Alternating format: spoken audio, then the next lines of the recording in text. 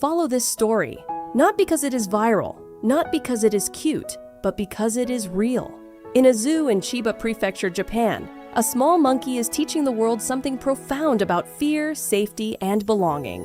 At Ichikawa City Zoo, a baby Japanese macaque was born in the summer of 2025. His name is Panchi-Kun. He entered the world fragile, dependent, and vulnerable, like every newborn. But unlike most infants, his life changed almost immediately. He was abandoned by his mother shortly after birth. In primate societies, maternal care is not optional. It is survival.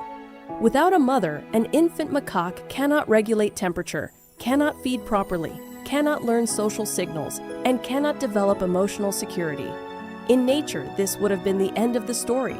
But humans intervened. Zoo caretakers began hand-raising him, feeding him, protecting him, and keeping him alive. Human care replaced maternal care. Human hands replaced maternal arms. Human presence replaced maternal attachment. Panchi-Kun survived. But survival does not mean development, because something essential was missing. Psychology has a well-known principle. For young primates, a sense of safety is even more important than food. Without early maternal bonding, the brain does not learn security.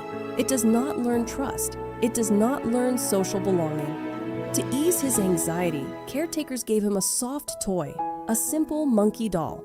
But to Panchi-Kun, it was not a toy. It became attachment. It became safety. It became stability.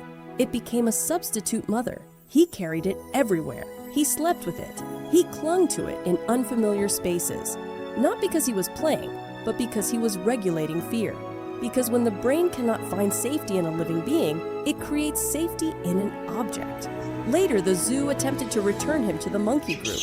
The goal was simple: teach him to live like other monkeys. But integration failed, not because he didn't want to belong, but because he didn't know how to be a monkey. He had never learned social signals. He had never learned group hierarchy. He had never learned emotional communication within his species. He was raised by humans, comforted by humans, attached to humans. So when placed among other macaques, he did not understand their world. He stayed close to his doll, not as weakness, but as protection. Not as dependence, but as survival. This is not just an animal story. This is attachment psychology. This is developmental trauma. This is emotional substitution.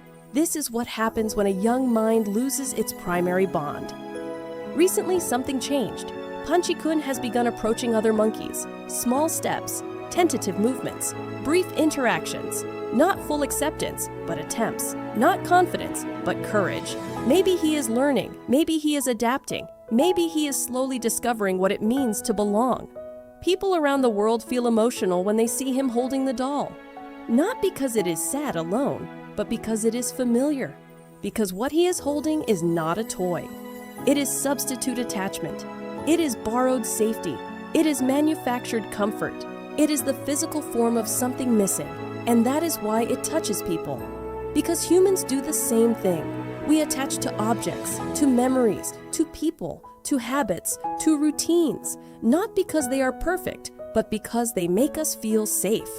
The hope is simple, that one day Panchi-Kun will not need the doll, not because it will be taken away, but because he will no longer need it, because safety will exist in others, because comfort will exist in belonging, because attachment will exist in connection, because security will exist in companionship.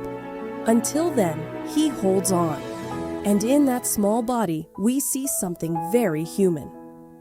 Fear, healing, adaptation, resilience, hope. This is not just a viral story. This is a real psychological journey. This is a real rehabilitation process. This is real emotional development.